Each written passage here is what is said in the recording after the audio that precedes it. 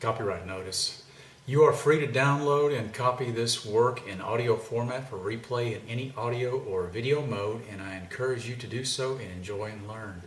You may redistribute it in a non-commercial fashion, that is, not for profit directly or indirectly. You may not sell or seek to profit from this publication in part or in whole, nor may you translate it into any written format for any purpose. Thank you.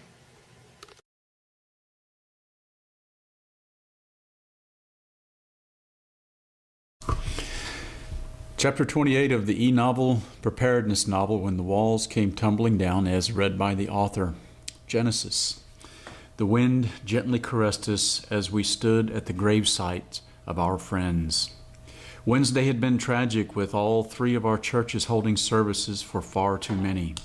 Now, added to the town's tiny cemetery would be 11 more, each buried in hastily but lovingly fashioned wooden coffins.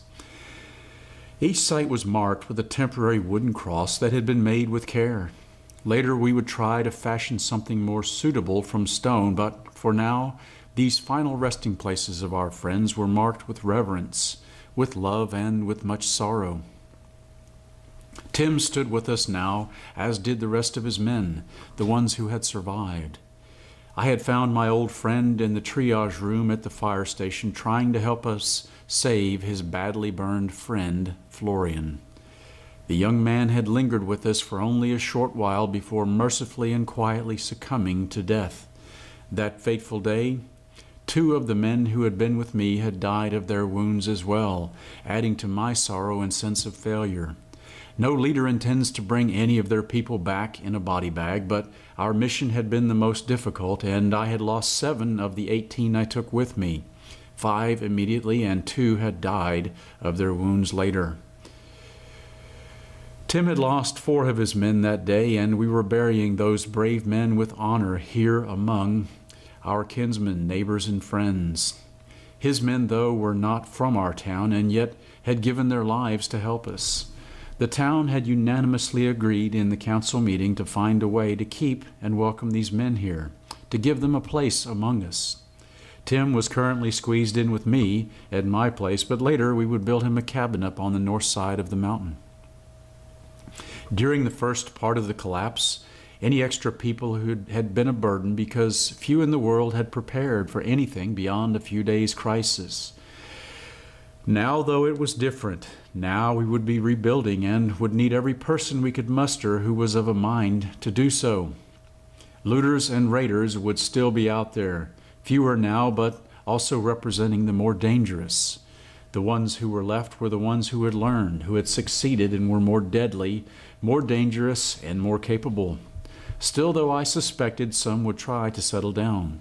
Unfortunately, just as a dog that tastes animal blood will always have a desire for it, many of the looters and raiders would be the same. For them the die was cast. The bell was already rung and could not be unrung. These new men who came with Tim would be assimilated into our town somehow. We had invited Joshua to stay, but he told me he had been invited to come live among the Amish. Jacqueline had asked him with a grin, "What's her name?" Without hesitation or humor, Joshua had seriously said, "Her name is Rachel." We had used precious fuel and sent a patrol for security to drive him there, dropping Leroy on the way at his home. Kevin had proposed to Linda just yesterday, and she had accepted. This news had quickly spread through the town, aided no doubt by David, who put a little blurb in the Clarion. It helped offset the sorrow and pain of those who we were about to bury. Liz had told Kevin, "You better put a ring on that girl's finger. There's a lot of single men in town lately." She was referring to the contractors who we would be assimilating into our town. Kevin had looked quite worried when he heard this. Linda didn't bother to tell him that he had nothing to fear, though. David had given Kevin the wedding and engagement rings his wife Sarah had once worn. He told Kevin that Linda was worthy of them and that Sarah would have wanted it this way. He also asked if the 2 would please stay with him. Kevin said that he didn't want to be a bother, and the kindly old man had explained that it was more than for his benefit and indeed his survival, not just theirs. He needed them, and they would need him. The world was different now. In many ways, the new world was frightening. There were reports of large and very organized bands of looters, such as those we had just encountered. There were also many reports of disease and cannibalism, of chaos and further disorder. Indeed, even as we were attending the funeral, we had patrols out, now better armed though. We had captured a good number of modern weapons, although not nearly enough ammo for them. We now had 127 M16 rifles and 14 M4 carbines, a functional Ma-Deuce or M2 50 caliber machine gun with over 1,000 rounds for it, and a Humvee to mount it on. There was also a broken Ma-Deuce and an inoperable Humvee. Both would be used for spare parts. I suspected, though, that the ammo would run out before we would need to do any repairs on the big gun. Additionally, 2 intact M240 Bravo machine guns and nearly 2,000 rounds of ammo for them, as well as the radio gear from 2 of the Humvees that had not been destroyed, and additionally 5 pairs of PVS-14 night observation devices. Our patrols were quite well equipped now. Each one went out with at least 2 of the PVS-14s. Later we would send them with one of the 240 machine guns. The big Ma-Deuce was left on the Humvee. It was appropriately kept inside of the firehouse and was ready to roll to wherever we needed massive firepower. Everyone in the guard now had either an M16 or an M4, but ammo was very scarce. We would keep our bolt guns and shotguns for the day it ran out. David had taken the military radio gear to his place, saying he could set it up there, getting not only much better range than it had on the vehicles they came on, but also we could monitor military frequencies.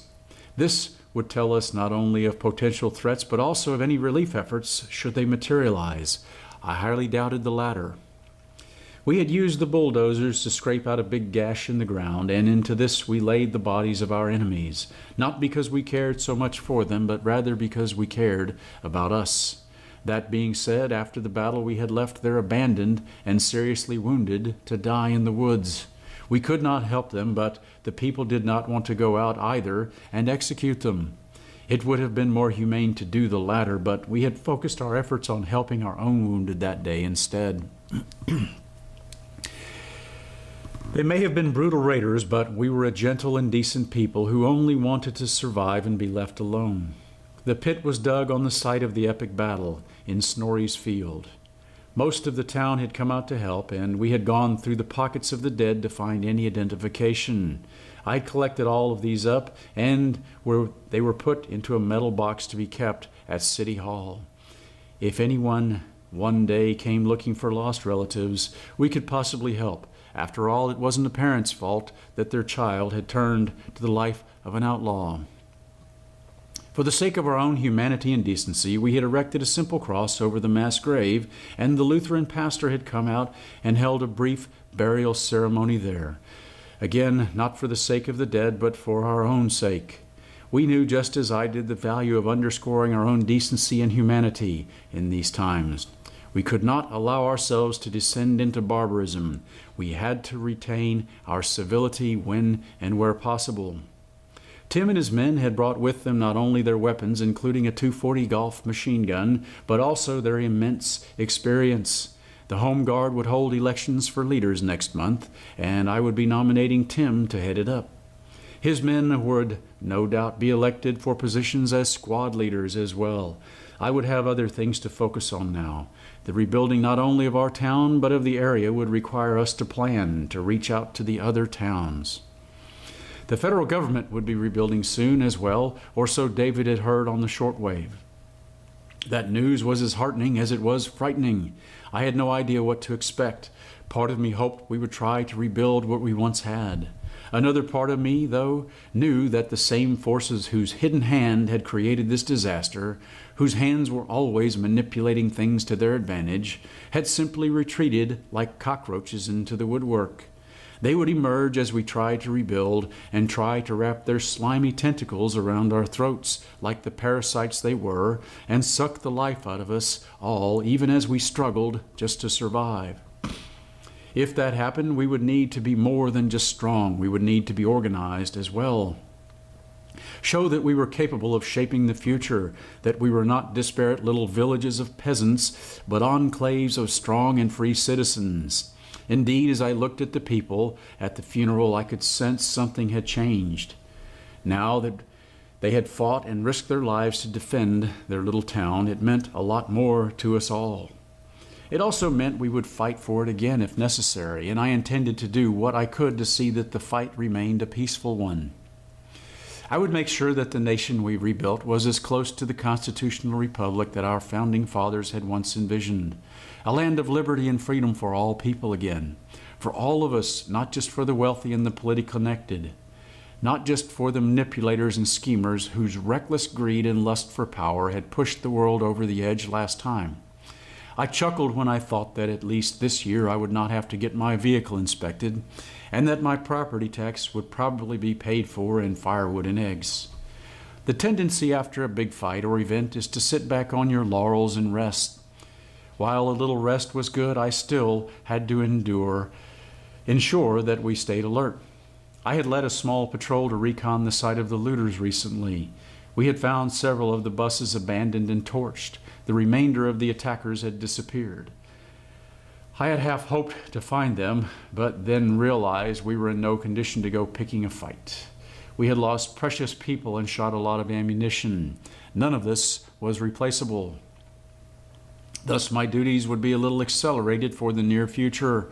I would have to ensure that we stayed sharp, that we had the patrols out, and that we incorporated the new heavy firepower into the defensive scheme for the town. We would also maintain the defenses we had built and improve upon them. We had learned valuable lessons in this fight. As I looked back at the attack, I thought of what I would have done differently, of what we could have done better. For one, I would have had my squad dig spider holes. True, the holes would not have stood up to the scrutiny of a foot patrol walking over the top of them, but the vehicles would not have seen them unless one actually drove into it. We also could not get into a static defensive mindset entirely. In World War II, the French had built a magnificent line of defenses along their border with Germany, Belgium, and Luxembourg, known as the Maginot Line. It was impregnable but had a fatal vulnerability. The line was very strong on the German and French frontier, but very weak behind Belgium and Luxembourg. The French had no reason to expend that much money there. Those were allies, after all. The Germans had therefore invaded through these countries and bypassed it. I did not want to get a Maginot Line mentality. We could ill afford to focus all our efforts on the southern defenses and ignore the approaches from the other directions. I knew that it was a common tendency that, after a fight, battle, or war, people develop tactics, techniques, and procedures, or TTPs, to fight the last one. Historically, our military and others had done just that. I remember as a soldier getting ready to go into a half-dozen fights, and always we were ready to fight the one from 5 years ago. I could not let my people get caught this way, and I knew now that with Bill, Tim, and his men, and I, we would avoid doing just that. Our crops were coming up now, and everywhere we seemed to be recovering. Everyone was hard at work doing something from sunup until sundown. Life was harder now and yet much richer. Each day meant more to us all. The day started early and ended late. The town had all agreed that the graveside services would be done as one. That although each of the 3 churches in town had held their own denominational services, this one would be non-denominational, and the pastors had drawn lots on which one gave it. It fell to our Baptist preacher, who did a fine job. Tim had asked that we also include the playing of taps and a 21-gun salute, and the town had readily agreed, not because they wanted a military funeral for the town's people, but for the sake of those 4 who were not from us, yet who had so readily given their lives for us. 7 of Tim's men now stood at parade rest with their carbines. One of them acted as detail commander, and I heard him gently call out softly, "Detail, attention." They had rehearsed this, but all were former military and had done it before too many times. The honor detail came to attention, and he gave the next command. Each turned half right and simultaneously came to port arms with his weapon. Now a little louder. Ready. Each man chambered around, almost in unison. Aim.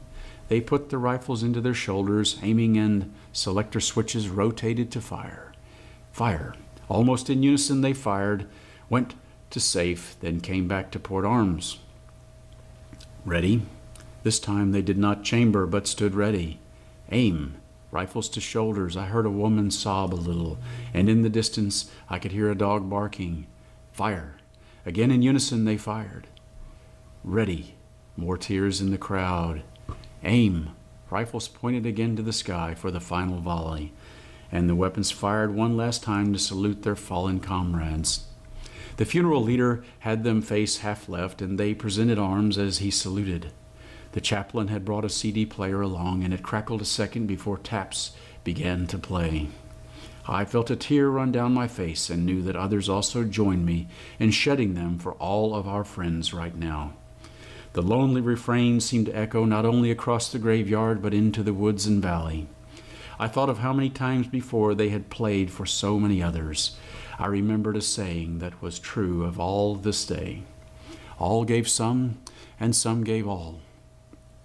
For those who had given all, we had a duty now to make their sacrifice count for something.